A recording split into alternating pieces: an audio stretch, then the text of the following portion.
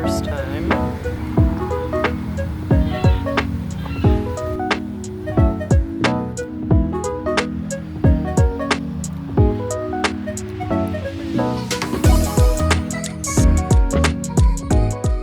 You are in a very precarious position right now on top of my laptop because I didn't want to get the big camera stand. It's in the other room.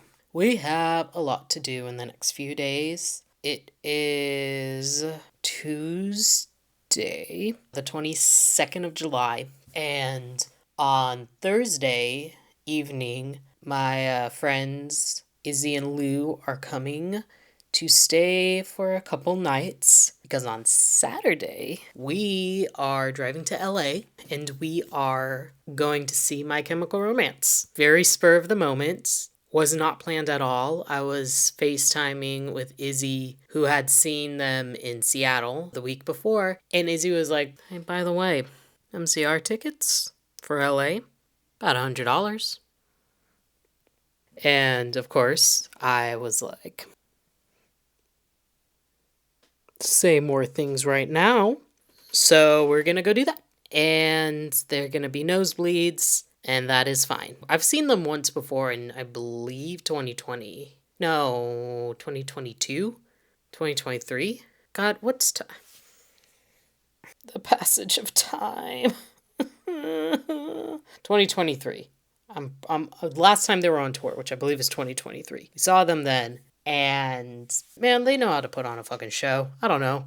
I love those guys. I've been in love with Ray Toro since I was 15 years old. So that's the way of things. Very excited. However, because they're going to be coming in 2 days, the house needs to get just head to toe sanitized. So that's what we're doing right now. I'm in the middle of cleaning the bathroom, which I'm not going to bring you along with because gross. They are going to be staying in this room. So this room needs to get cleaned and vacuumed, and I need to get the bed ready for them. And I mean, that's really like the two main places is the room and the bathroom. And then we got to straighten up the living room and the kitchen. So that is what I will be doing for the next 2 days. We'll see what we do on Friday, and then Saturday we're going to go see the middle-aged emos. Hooray. Yay. Woohoo. All right, I'm going to go back to scrubbing the toilet. Okay. A little bit.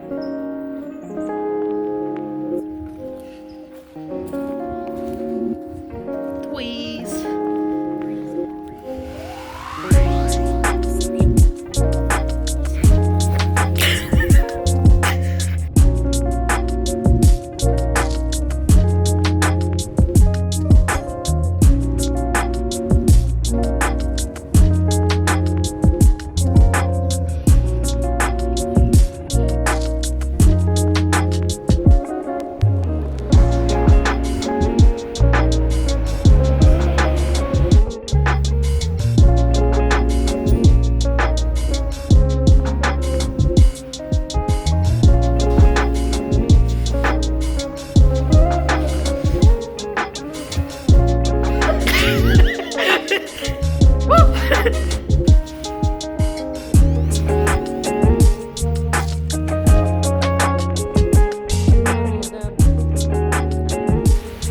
So long we ended up getting out and just walking to the stadium. Yes. Like just all the way down. We're still pretty far back. Not too bad, but like At this point, it's faster walking. yeah, we're very busy people. There's a lot going on. Ray Toro waits for no man. It's a small, of course it is.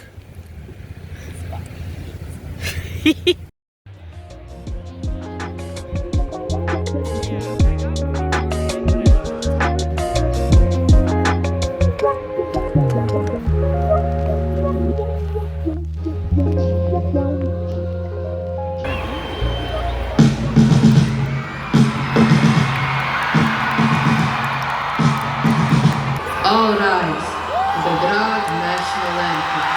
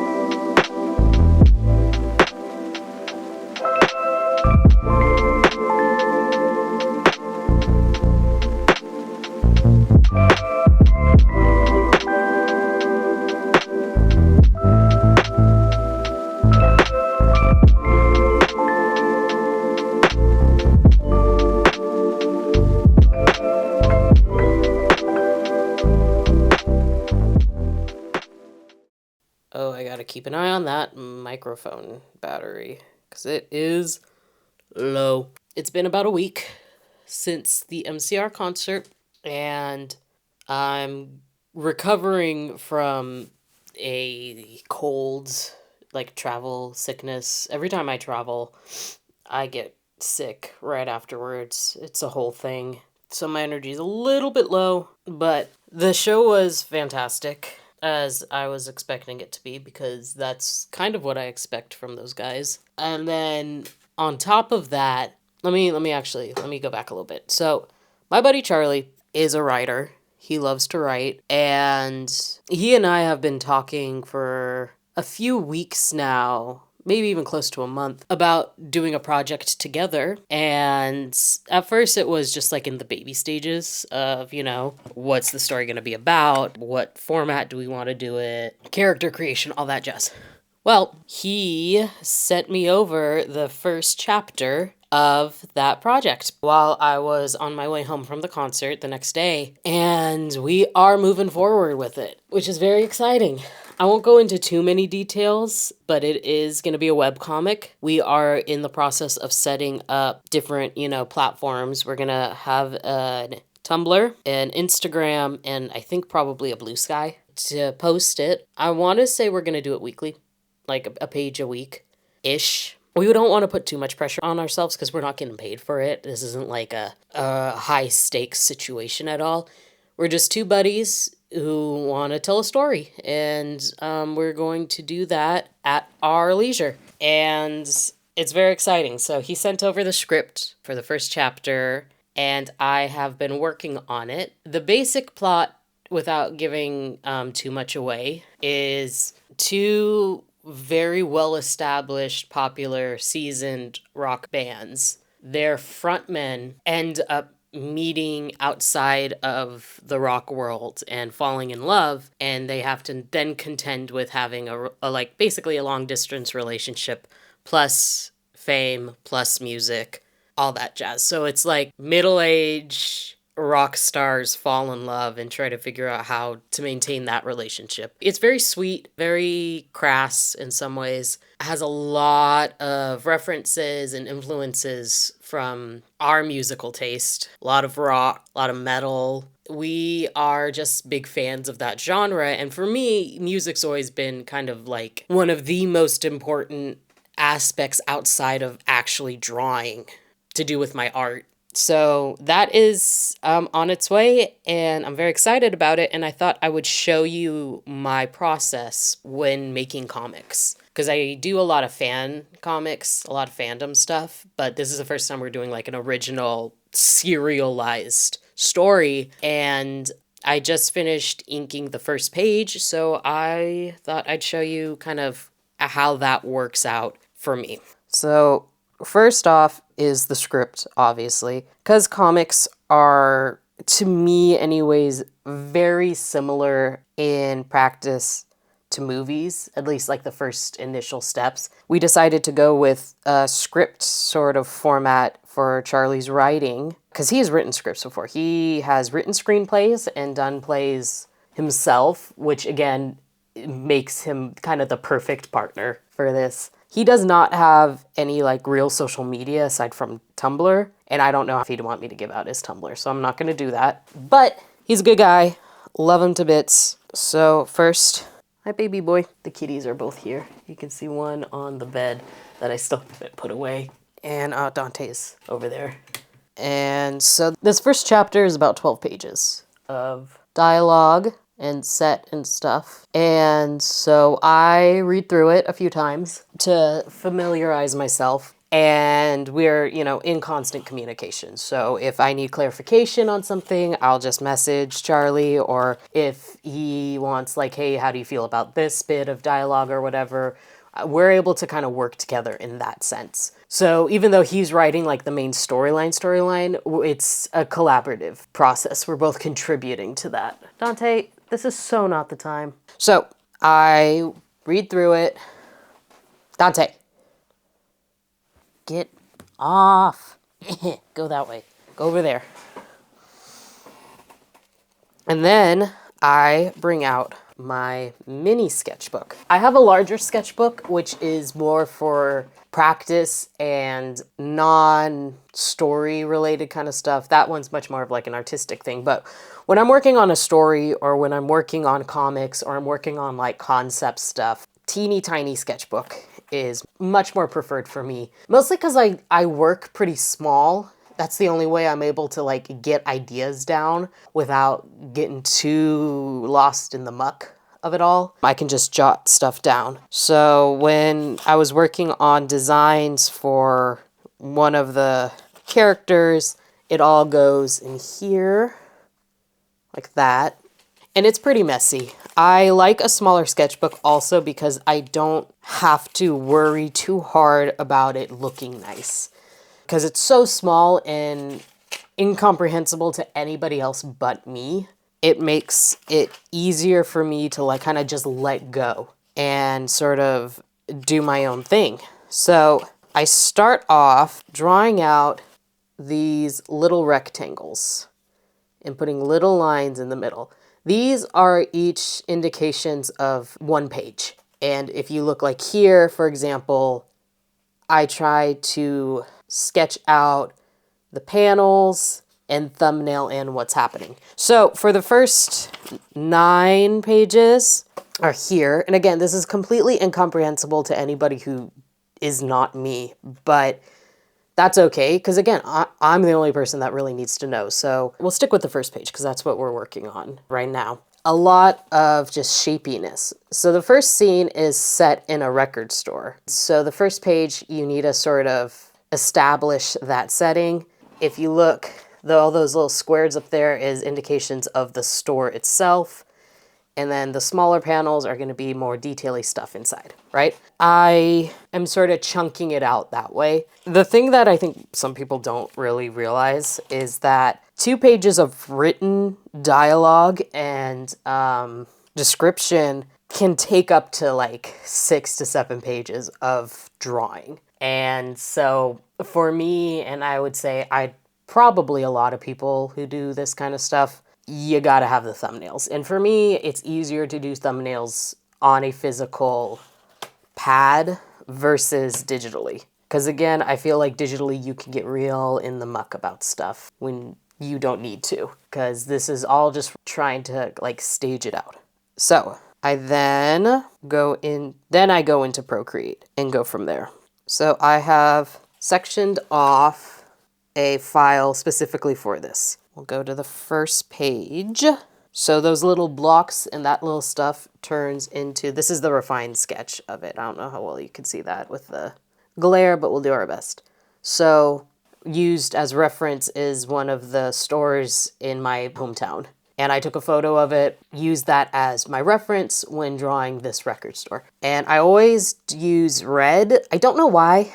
I just think it's a good like indicator that this is not the finished sketch. And I feel like if you use like black as well, I get very overwhelmed. Let's put it that way. So there's the outside store. Here is the inside down here.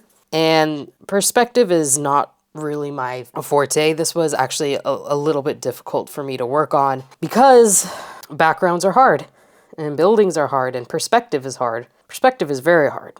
But once I get all that down, my next step is obviously to ink it. So I will lower the opacity of the sketch layer to 65%. And I will go in with my penciling brush, which is on Procreate. I use the HB pencil at 38%.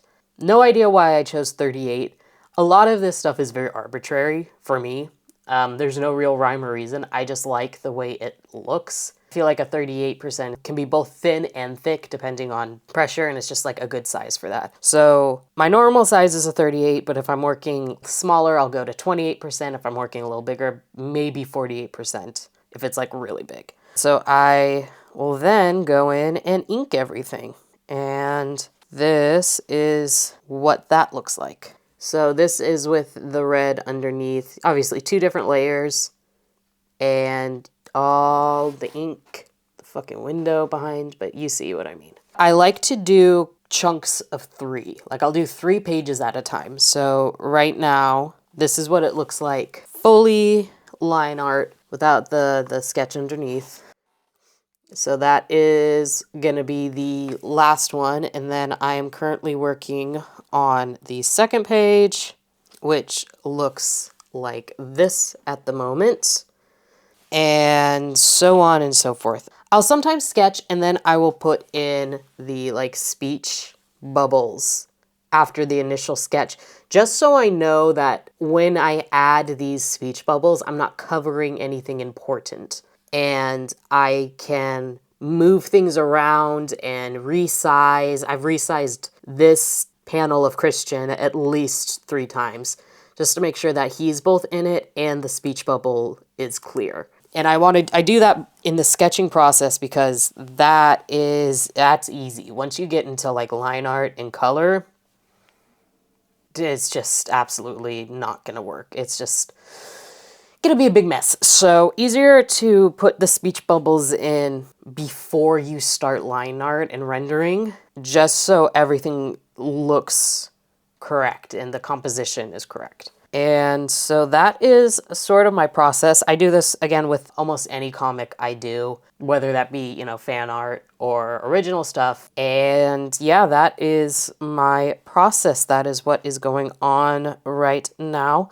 I'm very, very excited. I'm very excited to share this story with all of y'all. It really is our baby. It is a culmination of all of our favorite things put together. It's really a love letter to music and rock and Bandom in general. So, yeah, I don't know when it'll be posted. Maybe by the time this vlog is up, there'll be the first few pages, but who knows? I don't. We'll see, and I hope you liked looking into the way this funky little brain works. I'm gonna get back to it now. I want to finish at least the first 3 pages in the next week, and then I think what I want to do is I want to complete at least 6 to like 7 pages. I want to complete those pages and then post maybe the first 3 pages together so that there's like easier for people to get hooked, and then we'll do like 1 to 2 page a week. And I want to get a little bit ahead of that before we debut it. So I'm gonna get back to it.